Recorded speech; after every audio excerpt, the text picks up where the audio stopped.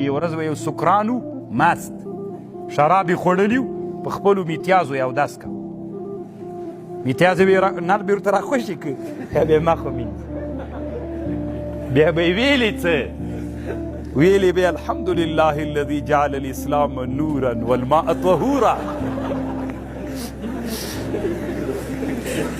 که نه لوڅ ناست و بس د خپل بلاګۍ ته به لاس ونیو پر خوشې به یې کنل او بیا به چې کله مخ ومینځه بیا به الحمدلله الذي جعل الاسلام نورا والماء طهورا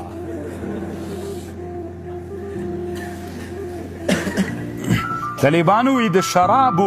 نور چې یو تاوان هم نه تنها دغه تاوان کې سړي